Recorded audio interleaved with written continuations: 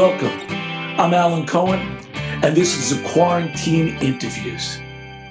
Today's guest, I have one of the top session guitar players from the LA scene. His name is Michael Thompson. He's played on hundreds and hundreds of top records, #1 hits all around the world.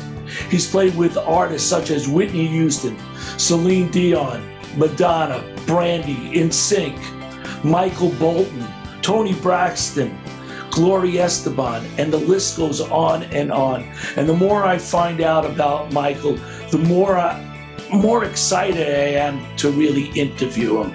And he's also such a terrific guy that we're just becoming friends now, and I want to introduce him to you. Michael, say hello. Hey, everybody. That's a big hello. That's a hey. Yeah, man. How are you, Michael? It's good to see you. And you're surrounded by some of the most beautiful instruments around. It's like a guitar shop. Yeah, we're in my little laboratory here. It's where the magic happens. Where the magic happens. And yeah. They all still work, right? I'm sure. Yeah, they do. And I do try to, the guitars I have, I try to use them all. And they all kind of have a thing. They all have a different thing. I'm a guitarist myself, and definitely when you're doing records, just by layering different guitars, of course, and we'll get more into that in the interview. It really builds that blend of sound because one has a sweeter sound, one has a harsher sound, and all the guitars that I see in front of there, all it's the tools of the trade that. Right. We'll get into it a little while, but it's very impressive. That's the best I can say right away. Well, I also have a wife who's gotten me a guitar every Christmas. Oh, yeah? Since the 80s. Since the 80s? Oh, my God. Yeah, and I mean, there were cheaper guitars then, and then when I started making better money, she got me good guitars all through. She would get me the guitar I would never go out and buy myself. Like one year when that Dire Straits album was so big, it had their dobro on the cover. Yeah. She went into McCabe's Music and said, I want a dobro that looks just like that. So, and I ended up using that dobro on a lot, not a lot, but some very key records that it was so cool that I had a real dobro. Right. Nothing sounds like those things, Right. And and like a Rickenbacker 12-string one year and a baritone. And so those were in a sitar one year, so this whole collection pretty much has been from the guitars she got me over the years, Wow, that's incredible. And it's also incredible to have a wife that really respects what you do and supports you all the way. And of course, that's a whole nother interview, but that's a blessing also. Right. We've been together 43 years. 43 years. Incredible. I met her when I was 23 on the streets of Boston, and she's been me the whole long way. We got 4 kids, and it was just the one that worked, Oh, fantastic. So that's good. You brought up Boston. So let's just talk briefly about your history and how you really came into play. And then, of course, Boston you brought up, which was at the Berklee College of Music. Yeah. So let's quickly do that because I know I also want to focus on, the craft of session guitar playing because of all these hits that you've been on.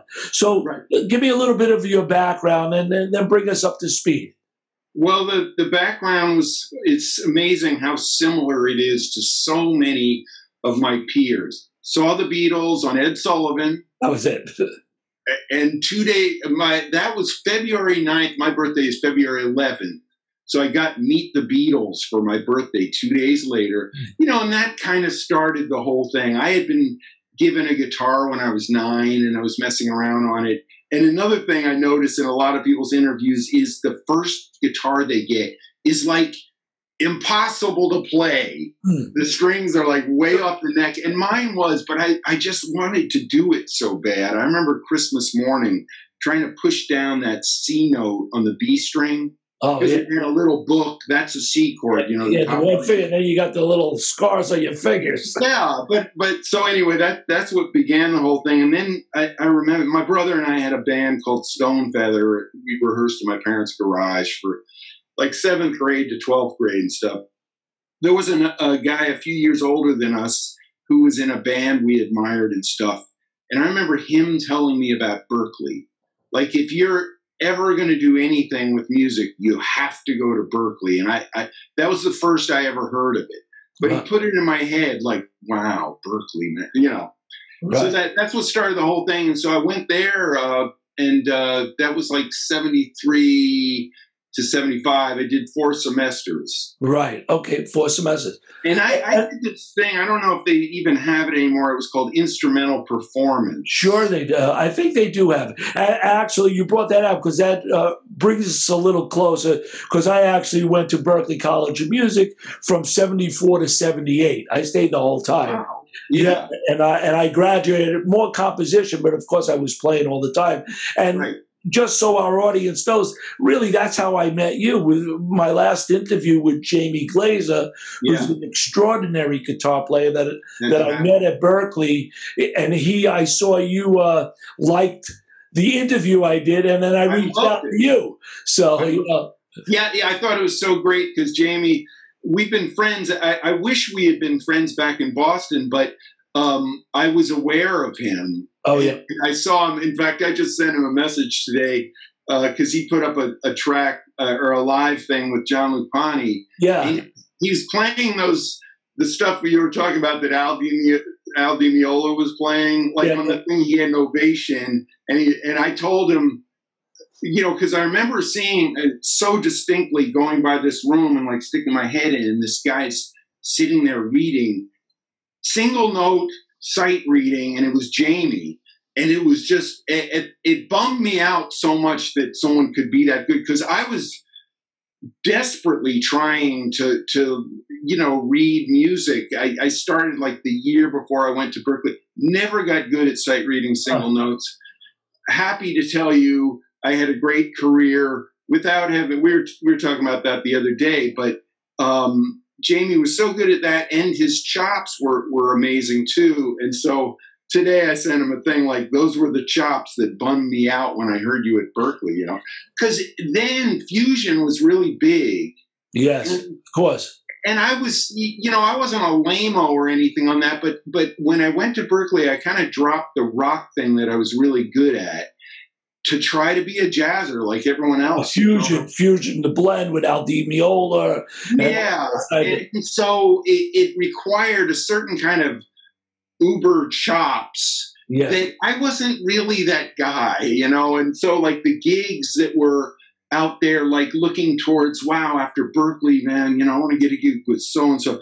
And it all seemed to hinge around having these ridiculous chops, you know.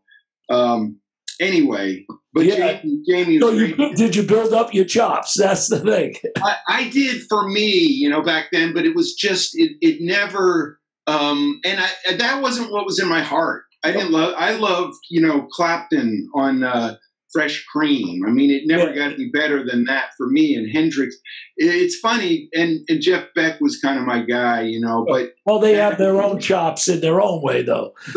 Certainly, but it kind of like the first things that blew me away in my heart of hearts. It never got any better than that. You know what I mean? Yeah. Everyone has something that does it. Oh, that's beautiful. So you got to follow your heart, obviously. Yeah, as a musician and an artist, it's good to learn a lot of things to build up your inner repertoire or foundation. Right. But then, of course, what makes you a better artist and guitarist is, you know, it comes out naturally, your heart, right? I mean, it's being true to your, and we'll get to that because when I first went to your site, you were playing, I don't want to get into it now, but you were playing these beautiful Broadway melodies, and, you know, they were so beautiful, you could hear your heart. Yeah. You know, so you do shine through it. I'm sure as we talk on this interview, that's why the producers hire you. Yeah. Anybody could read a simple chart or a chord chart and play some of these songs. But to have the right sound, the tone, and the inspiration behind what you're playing really makes you unique. That's and finding a way to marry what you learn from trying to be a jazzer I mean, I was a good rocker in my hometown, basically. Sure. Where was your hometown? We didn't. Fort Washington, Long Island. Oh, okay, sure. Long Island. Right next to like Great Neck. And yeah. My father was in the advertising business in New York City, so I spent my whole childhood going into the city all the time and walking around Greenwich Village at the height of the, I mean, you probably had a real similar thing, and going to Fillmore East. Yeah, the shows we saw there and stuff. So it was a great place to grow up, a great time to grow up for me.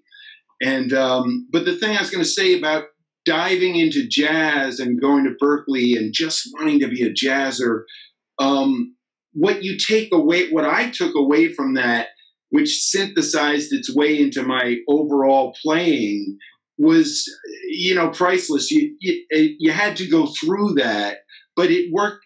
If I could tell the younger me that was going to Berklee something, I would say, man, chill out. You're good at what you do. And because like you're saying, these tunes that I've been putting up on there, you can be true to your style, I think, and still play over changes. If you're playing a jazz tune, fit within the feel, but you don't have to put on this hat that all of a sudden you're this bebopper and it doesn't have anything to do with the other guy that is really a blues rocker, you know what I mean? But that comes from being, your style maturing to the point where you know what the notes are going to do. You know what you're going to be able to create with the thing.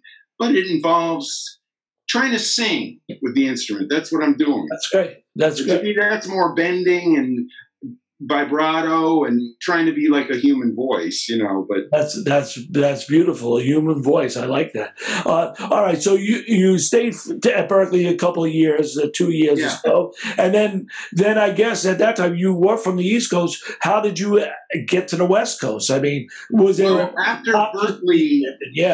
After Berklee, I call it my kind of second schooling. I got with this guy named Ellis Hall. It was the Ellis Hall group. Okay. When I got that gig in 1975 in Boston, I thought I had joined Earth, Wind & Fire. It's the only band I've ever been in my life that had the line around the block at the clubs. Wow. It was a funk rock mixed thing. Ellis is a blind guy. I don't know if you've ever... No, I met Ellis. Yeah, he's still doing it. He's been in LA for a while. He was a singer with Tower of Power for a while and stuff. But in Boston, he's the thing that sort of held him back is he's very, very, very Stevie Wonder. Not trying to be so much as he's a blind guy that's great and he's, funky and stuff. But man, playing, because we did half originals and half sort of our versions of covers. And learning and he plays guitar, all the instruments. He played mostly Hammond on the gig, but I would learn. He'd show me like a sort of a signature part for one of his tunes, and that I'd embellish on that. And they were all based off like Al McKay or Curtis Mayfield and stuff. But my R&B style sort of was formed because I had also gotten very interested in funk. Coming from, it's funny because being in a Long Island bar band kind of vibe, we always did like plenty of Motown tunes. Remember this? It was always like, so that was part of my thing anyway. But I got more interested in R&B and funk and stuff. So great. When I came out to LA, it was '79 because I spent 4 years with that band. So Ellis was from Boston and he moved to LA. Yeah, a lot of people still know his name, especially people that were in Boston. It's funny because it was like the band everyone wanted to be in, and like, Vinnie Colaiuta and Mike Stern and Neil Steubenhouse and Steve Smith and all these people used to come down to see the funk, Ellis. And so it was pretty cool. But we ended up getting a record deal, and that's when I moved to LA in '79. Right. And I had been planning to move out here anyway, but we thought we were going to make it. We thought we were going to, because in New England, we were kind of big in that little circuit of colleges and clubs, but we played 4 to 5 nights a week for 4 years. I did. Wow. So you were playing after school over there, and then you moved out with him to LA. Yeah. Great. Do you remember John LaPorta? Sure. Yeah. I had a melody improv class with him, and he was just so great. And everything back then was about trying to study with someone, right? So I remember going up to La Porta. That was my second year there, and we had this melody improv class, and I asked him if I could take private lessons from him. And he said, man, you got all the nights. Oh, you got all the notes. Just go out and play. Yeah. And that was like a big thing. It was like, yeah, I got all the notes. Just go play. You know, I mean, that was his advice to me. And like, no, I don't give private lessons. Right. And that was your best lesson to date. Yeah. Yeah. You know, hey, if you want to write songs, what do? Write songs. Yeah. You know, you want to write a book, write a book. Yeah. Just go do it. Just go do it. And by everyone was in that mentality of studying with someone kind of thing. And it's all just concept at that point, you know? Sure. This friend of mine, do you know Oz Noy? I know the name. I don't know. Yeah, great guitar player. This Israeli cat. He had the dream of like taking a lesson with Pat Martino, right? Sure. So took the train down to Philly, I guess is where he's from. Yeah. And took this lesson, and it was all about, like, Pat Martino has this whole mathematical, like the fingerboards divided into these parts, and it's based off of like diminished shit. But it's like, Pat, just show me that lick. You know, the one he plays like every 5 seconds, you know. Every 5 seconds, right? I love Pat Martino. Oh, sure. But the lesson was all this kind of heady. Yeah, but Pat's been having a hard time. I did. Yeah. Yeah, what a shame. What a shame. I mean, shit, he already came back and taught himself to play once, you know. Right. But I still love him, and that's the other thing. It's like with the rock guys, I like the initial couple of guys I listened to a lot back at Berkeley: Joe Pass, Pat Martino, George Benson, and then Pat Metheny came along. He was kind of saying it all, and I've been just a fan of his forever, you know. Right. Yeah. I got to study with him at Berkeley. I guess Jamie didn't. But like Pat, remember when Pat came to Berkeley? Yes, I do. He played at the Performance Center. Yeah, well, he came and taught at Berkeley for a short period of time, and I was one of the few that was in this small group of guys. Mike Stern was one, and Jeff Richmond, and a few other guys that took lessons from Pat. It was part of his deal because Gary Burton brought him up from Florida, and he's my age, right? And that's my other little funny story I've told a bunch of times. Okay, so he came to Boston and played on a Friday night. By Saturday, word had traveled like wildfire, this guy, Pat Metheny, right? So Saturday afternoon, he was doing this free concert out on the sidewalk in front of Jack's Drum Shop, right? Yeah. Well, there was a crowd of people there, and Pat's playing. This is the first I've ever heard of this guy. And so, you know, everyone's mouths were just hanging open because I swear, at 19, he sounded just like he does now to me. Yeah. He had a fully realized, incredible modern style, but it was swinging. So unique. It was everything everyone wanted to be. Yeah. And so I think so he was up there to be part of the Gary Burton group, and I think part of the deal was he had to teach at Berkeley, which he wasn't into at all and stuff. And he sat in this little room with the Standell amp, and one channel had reverb, and one channel was bone dry. Guess which channel you got. So right off the bat, he had the reverb, you know. And I only remember taking a couple of lessons with him. I guess it was for a few months, but I remember coming in and he had this tune up that he had just been shredding on all day long. And, you know, you sit and comp for him, but jing, jing, jing, jing, jing, and he's just blowing you into the dirt. Takes 7 choruses. And then it's your turn, you know. And so I remember like feebly making my way a time around or something. Then we just stopped. And I remember him saying, you were going pretty good till you started playing those octaves. That sounded really stupid. Don't ever do that again. Oh, don't ever do that again. No, so he was very like it's so weird because it kind of took me years to realize where he was coming from. He was a jazz snob in that if you're going to play jazz, you better be playing the shit. You're not playing the shit, and I feel the same way. There's a lot of pretenders, you know. It better be the real thing. So his problem was with, you know, like saying you're a jazz player, but you're not.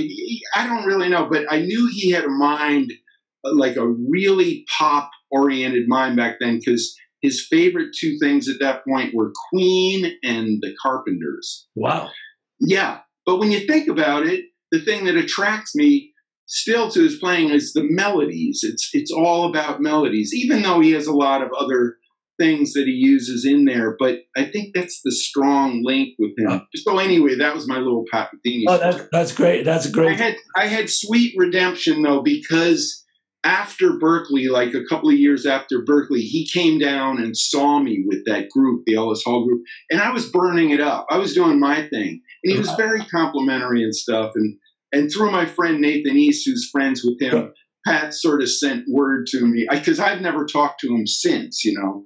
But and then Mike Stern, a couple of years ago, he was out here, and I hadn't seen him in 40 years, and because we used to hang and play in Boston. Yeah, yeah. And Mike said, "No, man, Pat really digs you," you know. But I just remembered that lesson, and he got the reverb. And he got the reverb. There you go. Great. All right, so let's move along. So now you're in LA and you're becoming a session musician. Who were the first type of sessions? Who were the first type of producers that you work with? And how did you really break that scene? Well, that producers and sessions and good records and stuff like that, I had to wait about the better part of the 80s. I remember doing a session, just a little nothing session, early 80s, and there was a keyboard player named Brian Mann who was doing a bunch of stuff. And he said, you know, it could take like 6 or 7 years to break in. And I'm like, 6 or 7 years? Yeah, right. Are you kidding me? I'm ready now. Of course. 7 days. Come on, I'm here. So I always say he was wrong. It took 10 years, you know. Great. But no, I started at Rockbot. It's weird because the week I got to LA, I flukily got a gig with Joe Cocker. A friend of mine from Boston, actually the only guy I knew in LA. Joe needed a whole new band, and my friend had gotten a gig on keys, this guy named Jim Lang, and I said, man, get me an audition, you know, and, you know, I saw Joe at Woodstock. I was at Woodstock. Oh, yeah, yeah. That's how old I was 15 at Woodstock. Yeah, yeah. I was a big Joe Cocker fan, and so got me an audition, and I got the gig, and I went and did this 3-week tour of Europe, and I'd never been out of the country either. So I'm like with Joe Cocker. I just went to LA. I'm in Europe playing Help from My Friends in front of 10,000 people. So I had this totally cockeyed idea that I got to LA and I was killing it. I wasn't. I didn't know a soul. I flukily got that gig. And of all the years that Joe toured relentlessly, that didn't turn out to be one of them. He decided to not go out on tour and clean up. And he went through a lot of stuff. Yeah, so we did that 3-week tour, but then he didn't go out the next month or the next month. And so things got dire for me. Like my wife and I were just, we had this little... Right, because you were married at the time, 42 years or whatever. Yeah. Yeah, and we're just scraping along, and so I had to take this gig driving a cab, and I'd never done a day gig, right? Yeah. And so anyway, that was my beginnings, but I was doing just every little favor and demo, and so after driving a cab for a year, during that year I had joined this rock band called Romance, and the leader of the band was this guy named Tony Berg, who was like a connected Hollywood kid. He was like Bette Midler's MD and happening, but he liked my guitar playing, yada, yada, yada. The drummer of that group got a gig with Cher. Oh. And so again, I'm saying, get me an audition, you know? And so that was like, the thing for that was they wanted a rocker that could read. Because it was her... We traveled around the world, but it was basically a whole lot of Caesar's Palace, right? Just weeks at a time. Yeah. And so this guy Art Wood, the drummer, he had already gotten the gig, and I got him to bring the charts that they were auditioning on to his crib, the day before. That's cheating. That's cheating, is it? Totally. Totally. I wanted to look like the best reader ever, right? Right. And it was charts. I remember the big thing then was the movie Fame. Sure. Right? So one of the tunes was Fame, and one of the other tunes was from Fame. It was like Out Here on My Own or something, right? But it was these big chart, like 4-pagers, right? And so I made him go over and over. We just sat there, drums and guitar, all day long doing that. Wow. The next day I had my audition, and literally there was a line, excuse me, coming out of SIR of guys, everyone had their guitar and a little amp, right? And I started out on the sidewalk. And it ended up being 75 guitar players. Wow. But man, I had to get out of that cab. So I was going to get that gig. Excuse me. And the first audition was for her musical director. And it was playing those tunes, and I nailed them. And he came over to me and he said, I can tell you, you're one of the guys we're going to call back. Cher wasn't even at that. Right, of course. He weeds them out, of course. Yeah. So the callback was 3 guys. Wow. Narrowed that down to 3. Yeah. And for that, like, looks counted too. She of course. She's on stage. It's all about the look. But I nailed those tunes, and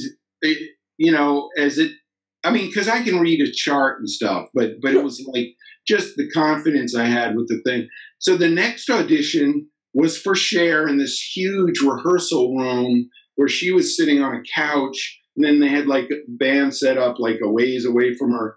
And your audition consisted of, again, the song Fame. You played 1 verse, 1 chorus, and a solo, and then stopped. That was your audition.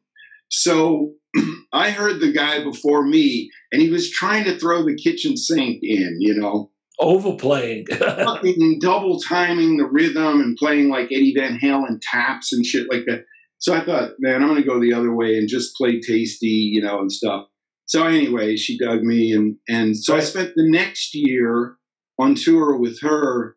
And that gig led me to a lot of, no big things, but like in town things with various people from Cher's band. The biggest being her MD was this guy named Gary Scott, and he got the gig doing all the music for the show, the TV show Fame.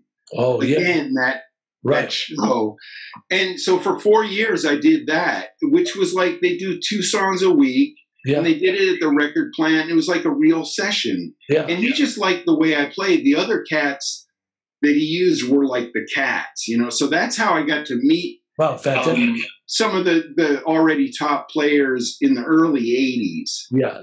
But with my Fame sessions I did, which were my legit, really good sessions, I was just doing tons of, songwriter demos and just anything, So all right, so now you're in the studio, or you're really getting your foot in the door. I mean, you play with Joe, you play with Cher. So I mean, I just read off a list that is beyond incredible. Yeah. So how did you really become the studio session guitar player that everybody wanted? Right.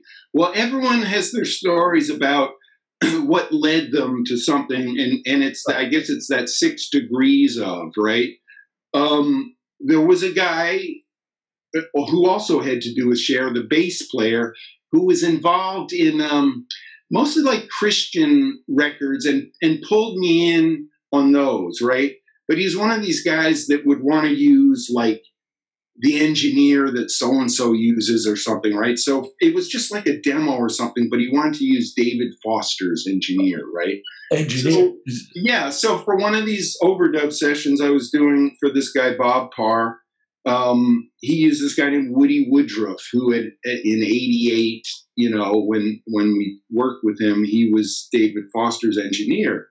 And so like a few days later, he was up at David's, and it wasn't any big record or anything. It was actually a favor demo for Paul Anka, but David couldn't get his usual, couldn't get a Lukather or something.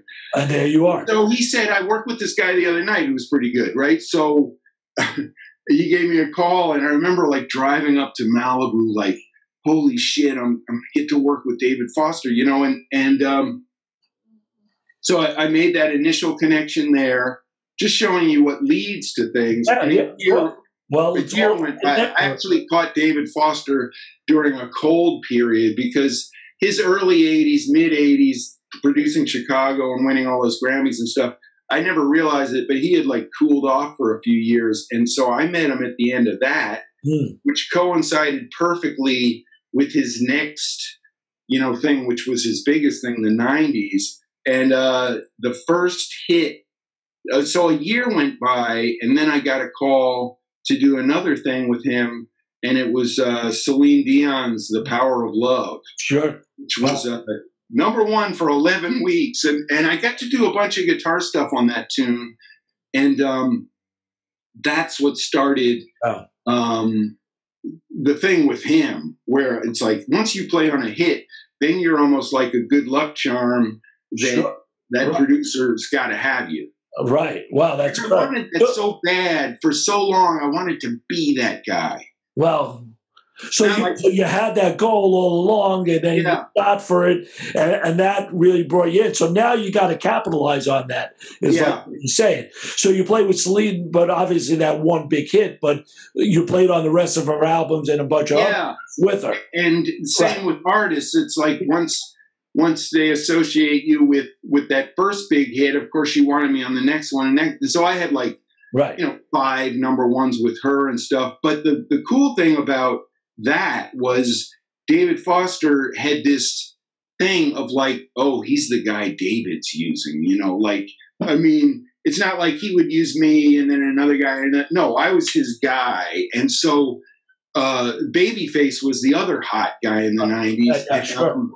And so after a while, he started using me, and I was never really sure. There was this studio called the Record Plant that David Foster has mostly had his studios at his own place in Malibu, at several different places in Malibu.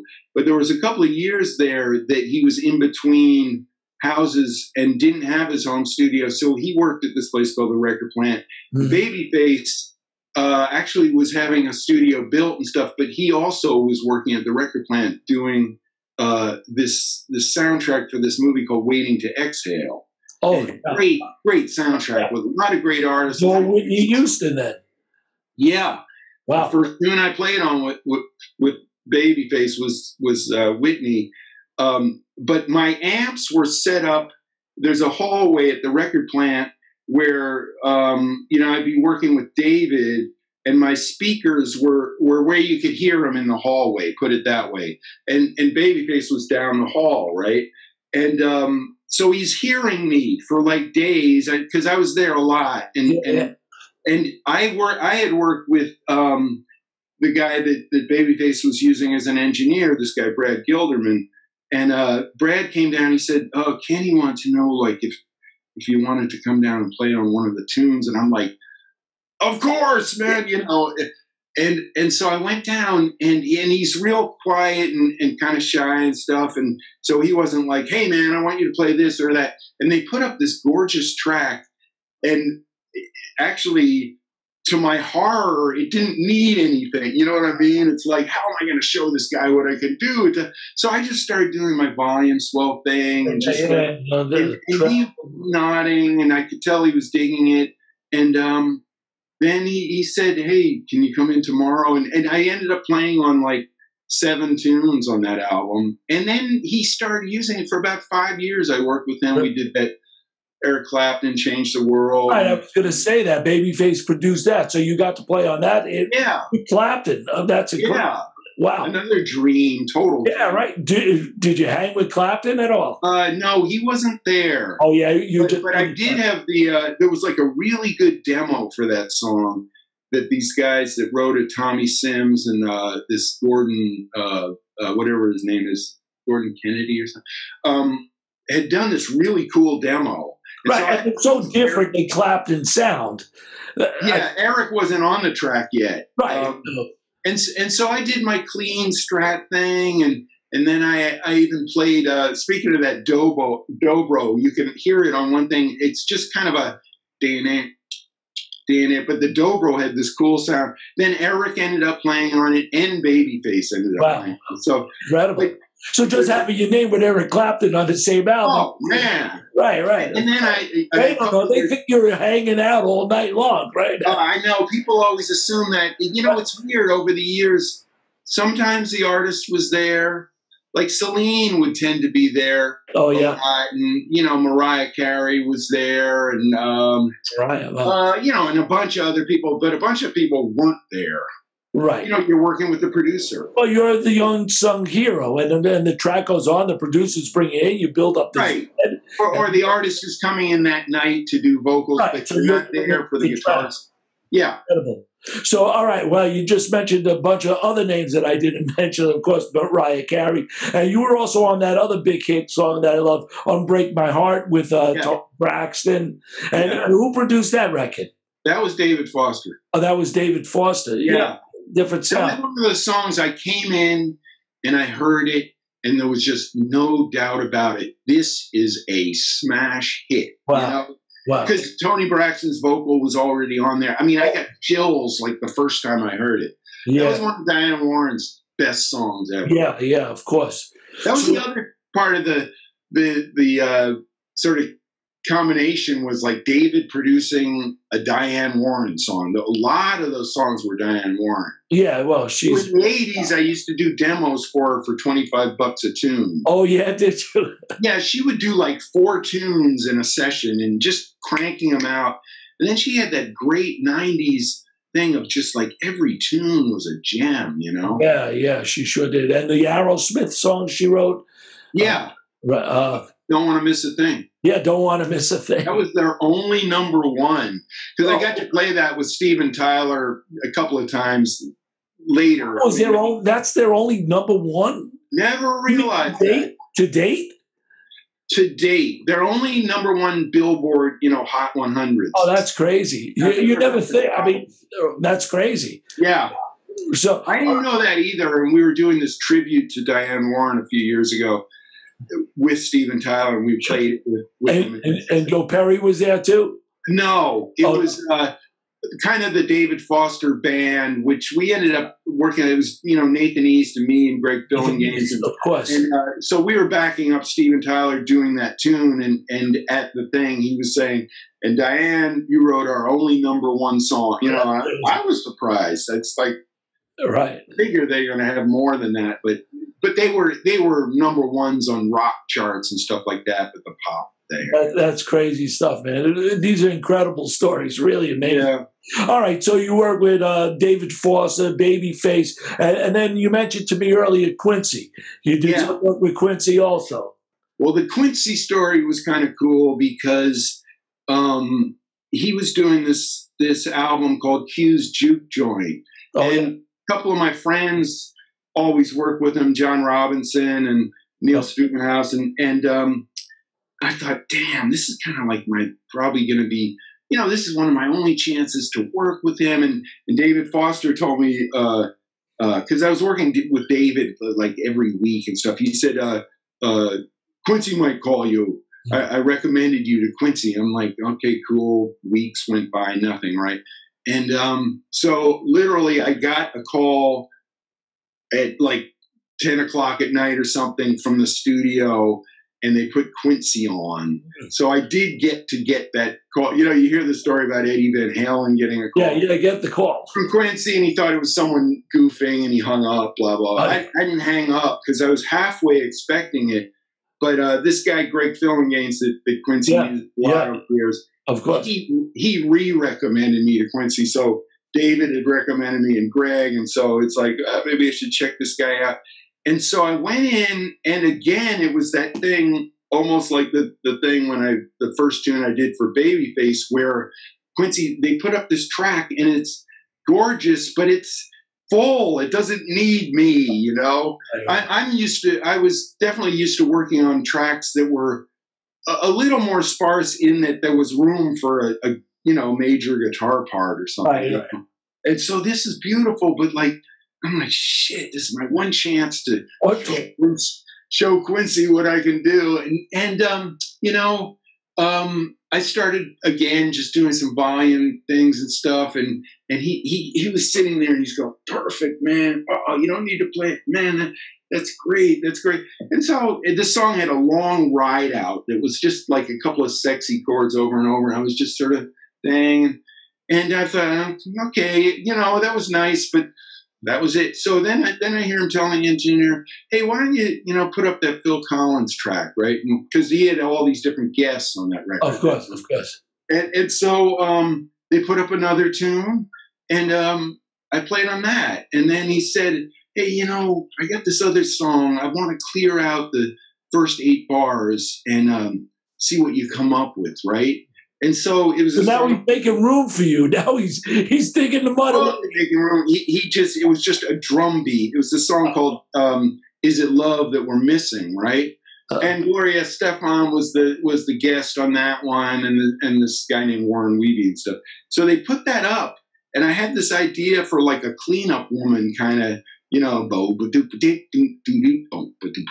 I did like 4 guitar parts in this 8 bars. Yeah. And it's a cool little thing. And Quincy's going, man, that is so funky and just totally supportive. And I mean, I couldn't have like dreamed a better Quincy story, right? And the whole time he's telling stories and just because it was just me and him and an engineer, Yeah. And, talking about when he went to Berkeley, it wasn't even called Berkeley. It was like in 52. It was called like the Strasberg Institute. Yeah, of course. And so, he's being totally, but it's like 2 a.m, and I've played on like 3 tunes, and I'm like, okay, I can walk out of here knowing I got to play on a Quincy record and stuff.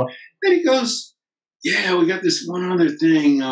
Just want to see what you do on it and stuff. And so they put up yet a 4th tune, and I played on that, and it was 4 a.m, and he was going strong. Yeah, he's an all-nighter. I mean, yeah, he's known for. He gets more power the later he gets. Well, yeah. Well, everybody's he was telling me about like a party the night before our session. He was up super late at this Hollywood party thing that he was telling me about and stuff. Yeah. But so I get this plaque right before the album comes out sent to my house that I have up in my studio. I have no way of showing you, but they had asked for a photo of me. I gave him this photo, and he had an artist do a drawing of me.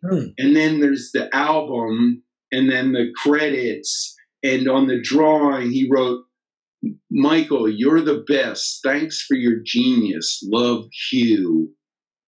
Wow. You can't buy that, Yeah. And wow. Do you still? Yeah, you don't have it still? Oh, and you know why I got it? Because I did an 8-bar solo on that tune that I did the intro for. Yeah. There was a little 8-bar spot, and Quincy's coming from this school of like, if you do a solo, you're a special guest.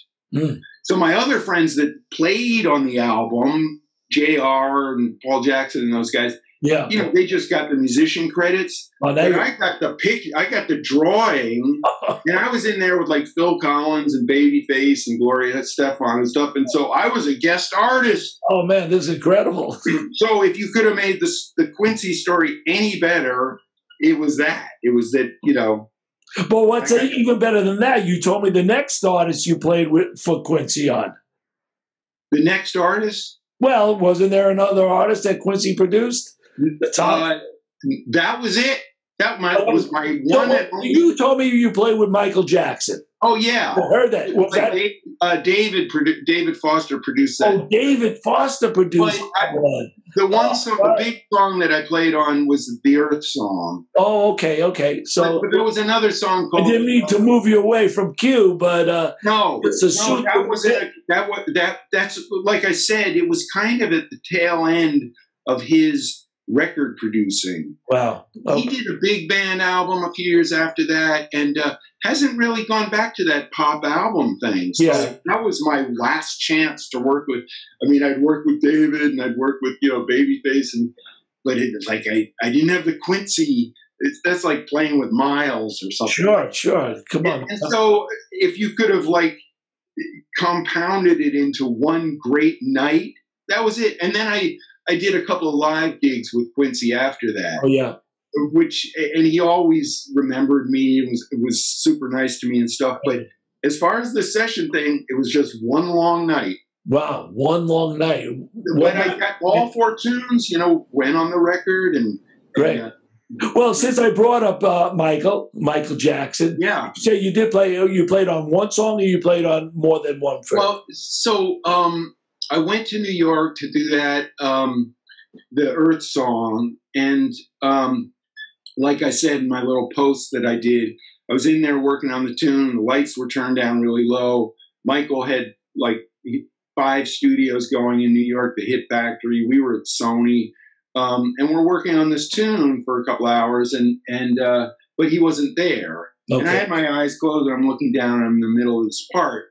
And while I had been playing, he sat down right next to me. I mean, like right next to me.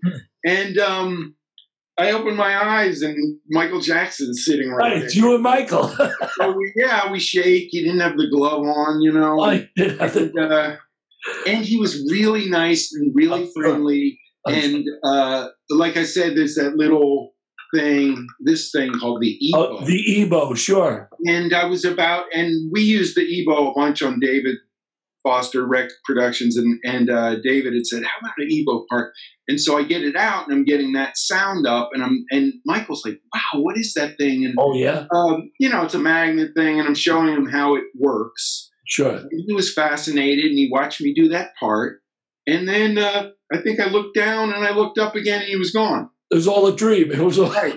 So I get back to LA, and this is going to New York, shipping all my gear. Oh man. Talk about spare no expense. And I remember I stayed at the Four Seasons too, which was like a really good one, the one. And I'm like, I'm doing it, man. I'm in New York to play on Michael Jackson's record, first class, everything, right? And so I had all my, I did the thing and shipped my gear. Well, my gear was probably on its way back. But I get back from New York, and my wife says that they just called Michael Jackson's people and wanted to know if I could come right back to do this other tune, this song called "They Don't Care About Us." They don't really care about us. It has this middle section that's rock. There's a whole rockin' vibe on it. Yeah.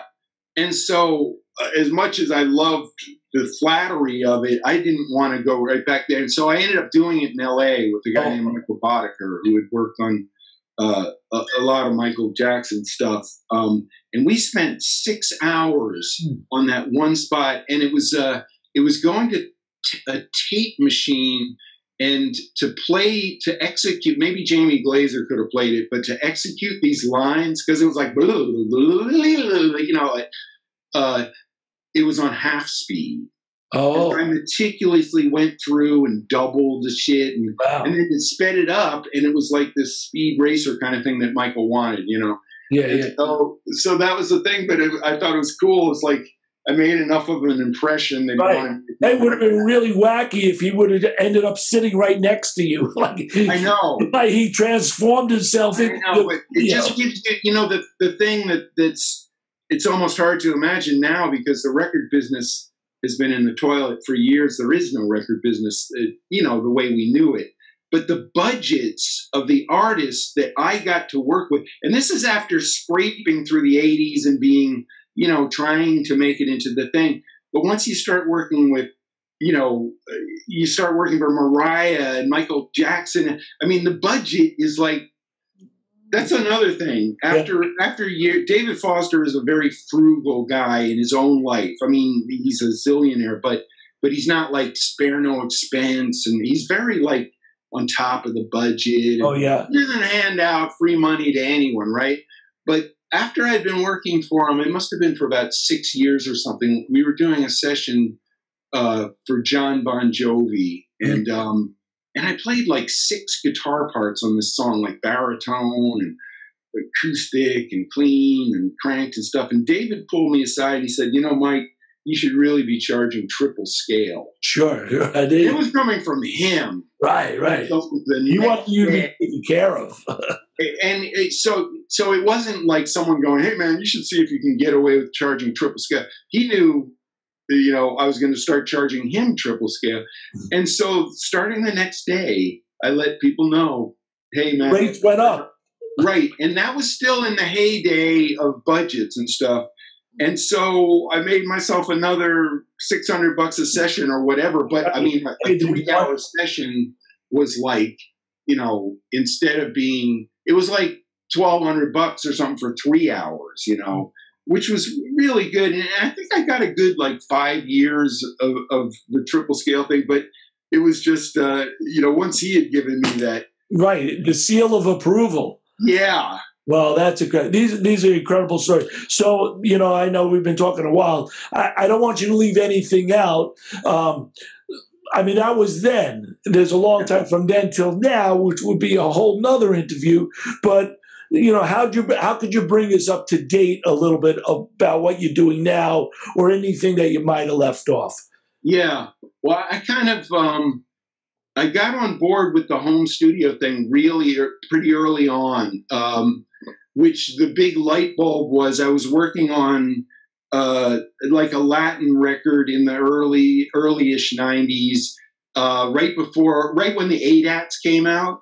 And I think I'd done like 10 songs and they had this 11th song and they didn't have the budget to be in this big studio doing it anymore. And so the producer guy brought over to my little studio one of the first ADATs, right? Yeah. And I had one of those Akai 12-track, sure, which was a good little demo thing, but the format was totally whack. It was those beta tapes. Right, and it was only for that.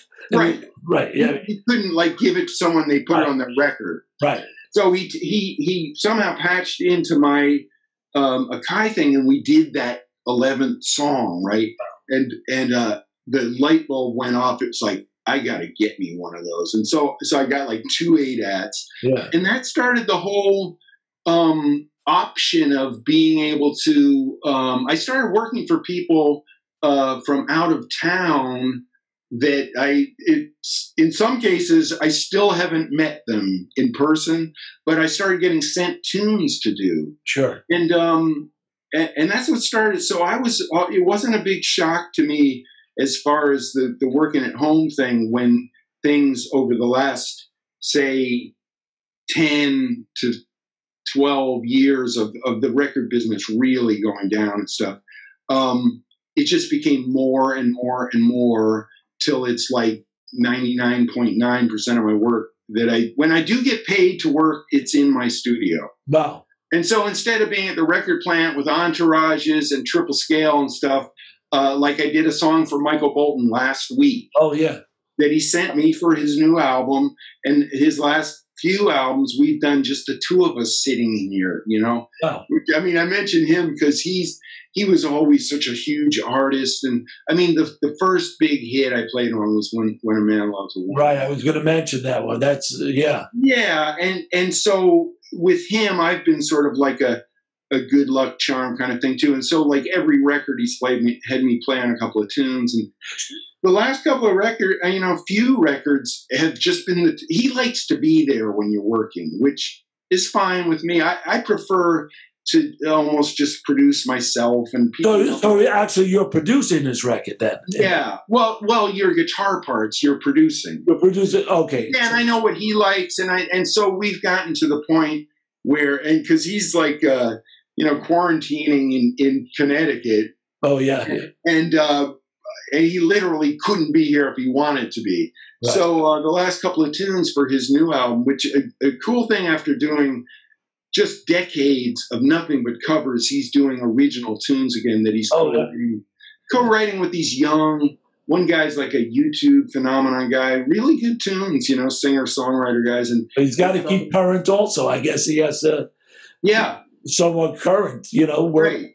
So the home thing has worked for me, and it's a good place to be now because I can do everything from just dicking around doing my little, you know, melody things that I put on Facebook to doing my music library thing to doing a Michael Bolton song. It's like when work comes in, I'm ready to do it. So I did want to touch on those instrumentals that you're doing because I'm an old Broadway baby myself. I played I understand many Broadway shows, and I heard you do West Side Story, melody from West Side Story, and one of the greatest shows to play. You know, one of the greatest. And then there was another one that I heard. You have all my respect, by the way, for being able to play that show because, I mean, just not an easy show to play. No, a stupid little aside is in my high school, the production one year when I was in 10th grade was West Side Story. Yeah. And our musical director, Kat, was like this gay cat who was hooked up with a couple of big Broadway guys, right? Yeah. So he had this Broadway director come out, and so the production was like above the usual high school thing. Yeah. But I could not read a note. And my cousin, who was like the big respected, he was like 5 years older than me. But this guy, Jerry Stone, who was the musical director, asked him whether he would play guitar. And he said, no, my cousin, Mike Thompson, you should get him to do it, right? So he asked me to do it, and I was in a panic, right? So I was given the book, like the Broadway book, you know, and I went over to this piano player's house, a guy that could read really well and stuff, and I got him to play me just a couple of key cues, the big one being started the show. Oh, yeah. I got him to play me those things, and I memorized them. And literally in that whole show, you were playing the whole show. I was just playing little bits here and there. So that's what you're doing now on these new productions? No, so these melodies that I'm picking are like the music of my life. You know, I grew up gorgeous. The way your sound is impeccable and with much feeling, and I know, like you're saying, I'm reading the show. I'm a reader for shows, and I'm reading the stuff. But I was watching you play it, and it's all by memory, and you're just singing it. You're singing it. I'm trying to sing it, story, you know. You know, growing up, you probably had a similar thing where pre-Beatles, it was Broadway show tunes in the house. Sure, okay. That's what my parents cranked. Yeah. You know, I'd get up Saturday morning, my mother would be in the kitchen, Oklahoma, you know, and so I knew and loved the great Broadway musicals. Right. And so when I've been trying to think of like, what are the great melodies that are just timeless that I love? I mean, West Side Story is full of them. Sure. But no, Some Enchanted Evening was another one. Another show that has great tunes in it and stuff. Sound of Music stuff. So, yeah. So are you putting this collection together to release, or you just... No, although a couple of friends have said, because I have the actual studio tracks, I do them live with an iPhone. Because I have this thing about, you know, people that put their actual studio tracks up and it's stereo and it's that. Yeah. Your mind does a certain thing where, like, when it isn't live, like with the iPhone, your mind says that could be studio trickery, or you. So you want people to know it's real. Yeah. So I tell you, Alan, what I do is I sit there and I play it over and over, and it's so hard to get a take. Oh yeah, sure. Top to bottom. Yeah, right. Do some click one note, you want to start all over. Oh man, and I do. And you do.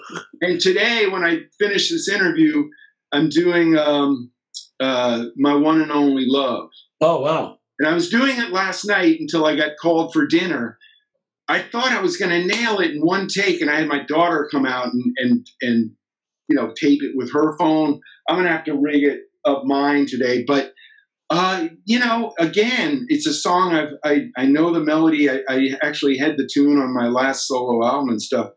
But it's just to get a good take, top to bottom. Yeah, that you got to live with and shit.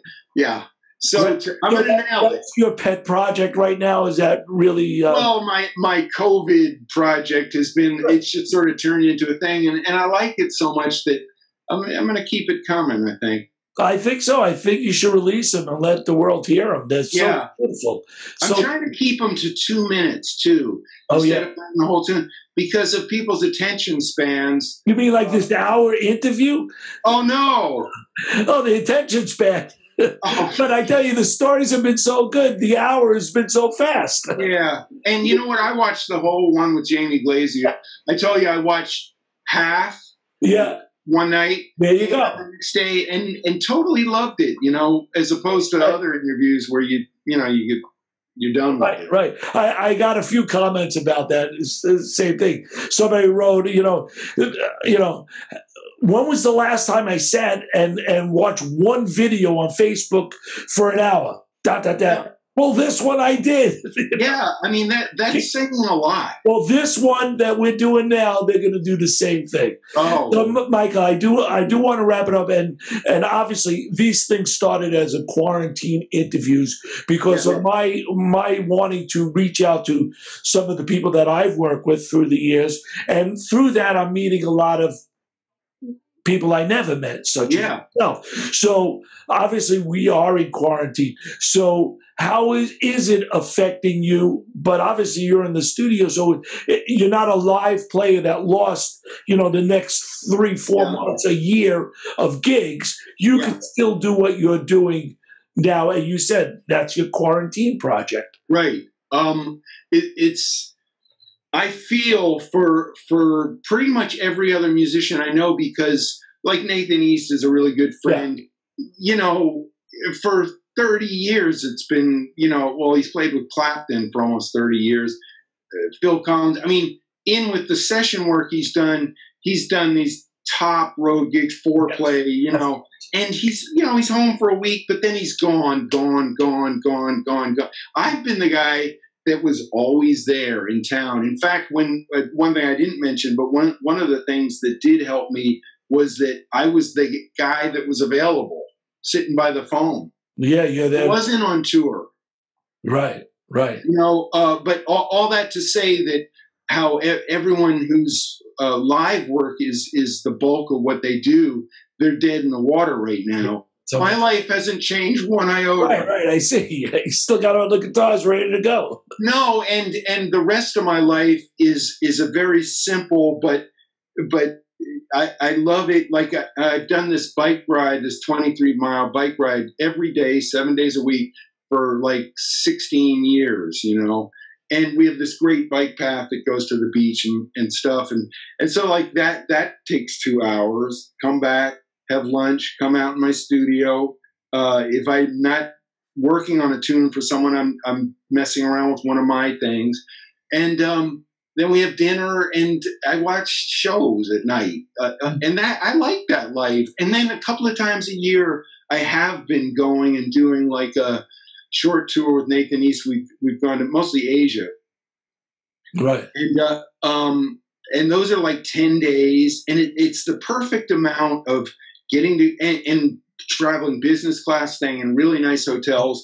It's almost like you're playing with Clapton, but it's at the Blue Note Club, kind of thing. Right. So last like 6 or 7 years, I've been doing that, and that simple life. It's like I love it, but the quarantine thing hasn't messed it up at all. I mean, it hasn't changed the rhythm of my life at all. And the thing, I know it's terrible, but I really dig that I'm out on the streets and there isn't traffic. Yeah, sure.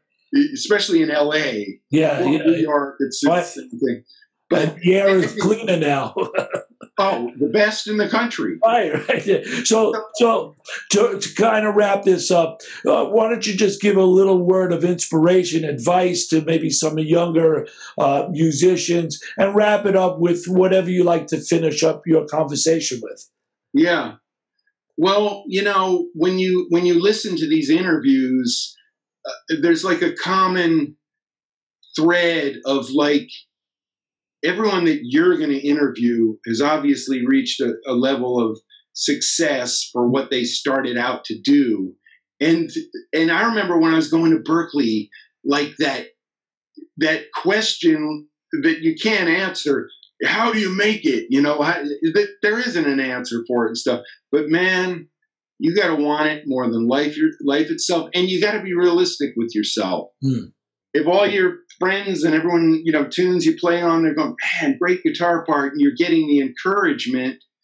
And then I've known a lot of people that at a certain point, they have to be realistic about where they're at. And now it's tougher than ever. I mean, there was a whole career to shoot for when I came to LA, a very good, lucrative, busy career as a session musician. Now, I mean, people are being creative and all the online stuff is like, I mean, it's exciting in a lot of ways, but as far as like getting paid for it, it's a big challenge. But man, anyone who's like has to ask, like, man, should I pursue this? Or forget it.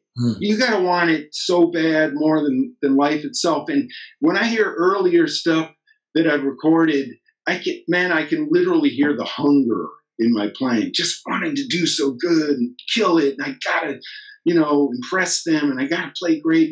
And I just had that. It's like, come hell or high water, I was gonna, but I was very fortunate. I mean, when it's happening to you, you aren't realizing like, hey man, there's only like this minuscule amount of musicians that get to experience this. I mean, you're too busy trying to kill it and make it and be busy. I kept date books every year.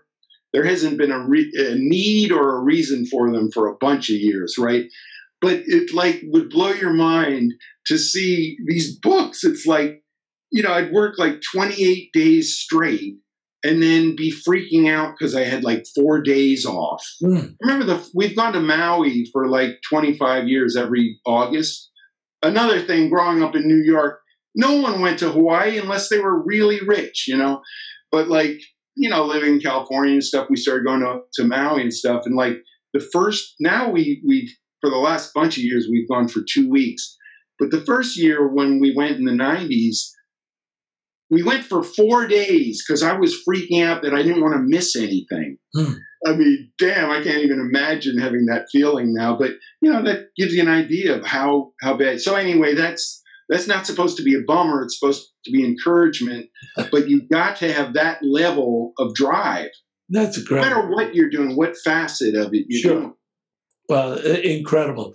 Mike, I like to say this has been an incredible interview, more than I can imagine. And you letting us into your life and really sharing that drive. And you could tell you really were on the timeline of our lives. You played on so many records that, you don't realize who that unsung hero is, such as yourself, but really by you being part of that, you really, enlightened all of our lives. Incredible. And the best thing that I could say, I enjoyed it so much. And of course, your chops are incredible. But I think the most, and from hearing, now that I'm listening, it's not all just power. It's, like you said, the feeling and the emotion is what you're bringing to that artist track. Yeah. That's why they want you back, because you're such a genuine soul, and it's so natural, and you sing your music through your guitar. That's the biggest thing I got. The human emotion that you put in your guitar playing is really inspiring to me many years later. No, it is. It is. I mean, I'm learning every day too, so that emotion, that feeling, and of course that technique is really outstanding, and you'd be really, really proud of yourself. I'm sure you are, but it's a blessing. It really is a blessing. Oh, well, thank you so much. And if I heard you play, I'd probably like, why are you interviewing me? It's like, I know, why am I doing interviews? No, the props that Jamie had for you gave me an idea of like, yeah, you know, no, it's a whole different thing. It's a whole different thing, and we all have our fortes. But yeah, you know, thank you again for bringing us in. You know, God bless you and your family.